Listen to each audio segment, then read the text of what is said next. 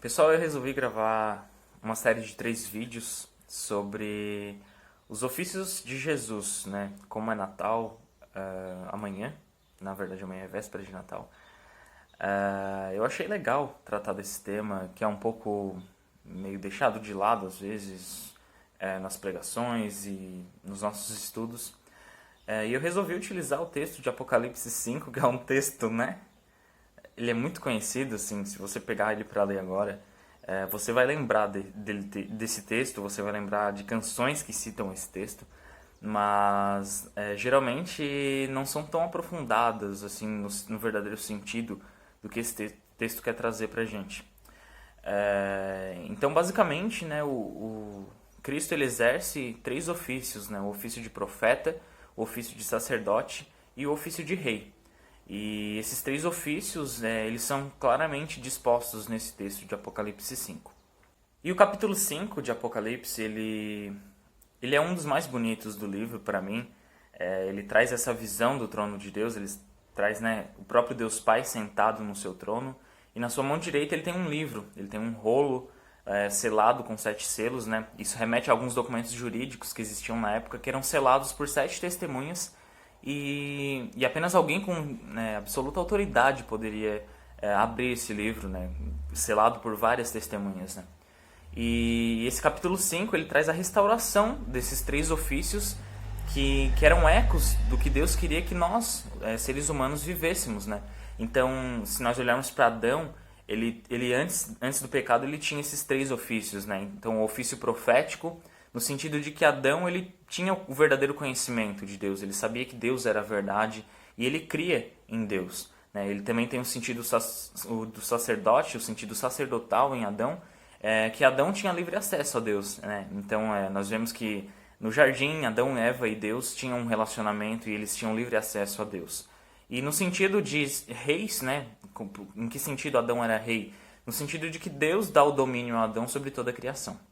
Mas com a entrada do pecado no mundo, esses 3 ofícios se perderam. Então Adão não é mais profeta porque ele não crê mais na verdade, ele não tem mais a verdade, mas sim ele dá mais ouvidos à mentira. Ele não é mais sacerdote porque ele não tem mais livre acesso a Deus. E ele não é mais rei porque ele não tem mais domínio sobre toda a criação. E a criação começa a sofrer com a entrada do pecado no mundo. E o capítulo 5 do livro de Apocalipse, ele traz essa questão, né? Quem é digno de abrir esse livro? O que tem dentro desse livro? Né? Qual é o significado desse livro? O que a gente entende, né, por esse livro? Qual o sentido de tudo isso? Né? Por que né, a visão do apóstolo João é essa, né? De que há Deus sentado no seu trono com um livro na mão direita e não há ninguém. Essa é a resposta. Não há ninguém digno de abrir o livro. Não há ninguém que tenha autoridade para desfazer os selos e abrir esse livro. Então um dos 24 anciãos, ele olha para João, ele olha para o apóstolo João e fala que existe um que é digno. Existe uma pessoa que é digna de fazer isso. O Cordeiro. O Cordeiro venceu e ele venceu com essa finalidade. E às vezes a gente canta isso em algumas canções, né, que o Cordeiro é digno, o Cordeiro é digno, o Cordeiro é digno. E se a gente vê, né, no sentido desse texto, no capítulo 5, o verso 5, ele fala justamente disso, de que o Cordeiro venceu para exercer o seu ofício profético, para abrir o livro. Como antes falava, né, ninguém era digno, no versículo 5 desse capítulo, ninguém é digno de olhar para o livro, de abrir o livro.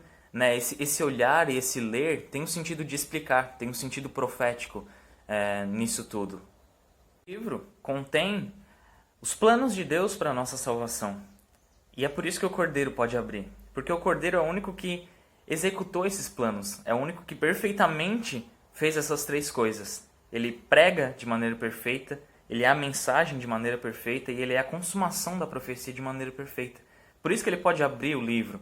Porque é ele quem consuma os planos de Deus. É ele quem pode explicar todo esse livro, todo o conteúdo desse livro, porque nele estão escondidos todos os tesouros da sabedoria. Porque foi do agrado de Deus Pai que nele residisse toda a plenitude. E é por isso que Cristo pode abrir esse livro. Por isso que Cristo tem autoridade. Né? Mesmo no seu estado de humilhação, como a gente vê nesse versículo, que ele é apresentado como um cordeiro como tendo sido morto. Mesmo nesse estado, o Cordeiro tem autoridade para abrir o livro. porque é justamente esse estado que faz com que ele tenha autoridade. A autoridade de Jesus se reside na sua morte, reside no seu sofrimento. A vitória a qual o ancião se refere é a vitória na cruz. Mesmo estando em Apocalipse, essa vitória não se refere à vitória final escatológica de Jesus. Ela se refere à vitória que Jesus teve na cruz sobre os principados, sobre as potestades, sobre todas as autoridades da terra. E essa é a vitória a que se refere aqui. Se você já leu as cartas, as 7 igrejas da Ásia, né, em Apocalipse, no capítulo 1 e 2, você pode perceber que todo final de carta ele tem um versículo que fala ao vencedor e alguma consequência ou algum prêmio dado a esse vencedor. E aqui nesse versículo é resgatado justamente isso. Quem é o vencedor? É o Cordeiro. As igrejas, né, podem vencer porque o Cordeiro venceu. E o Cordeiro pode exercer o seu ministério profético como ele exerceu desde sempre por causa disso, né? A vitória do Cordeiro na cruz é uma vitória eterna. Ela não foi realizada no momento na cruz, mas desde antes da fundação do mundo, o próprio Deus já havia colocado isso como algo definitivo. No Antigo Testamento, Jesus se revelou profeticamente aos patriarcas, né? Você tem a história de Josué, que ele enxerga o próprio Cristo, né? O príncipe do Senhor. Você tem diversas manifestações de Jesus ao longo do Antigo Testamento, e é assim que ele se revela no Antigo Testamento, né? De maneira pessoal, revelando a vontade de Deus para a nossa salvação, né?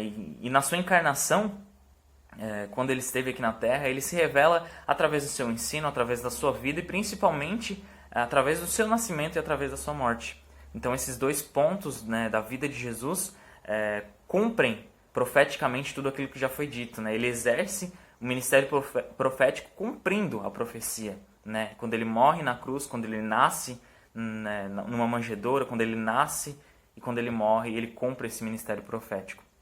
E ao longo do livro de Atos, nós percebemos que esse ministério profético de Jesus atravessa os apóstolos, atravessa a igreja e chega até nós através da sua palavra e através do seu Espírito hoje em dia. E hoje então nós podemos levar essa mensagem, né, que foi lida, explicada e cumprida pelo Cristo que morreu e venceu para isso.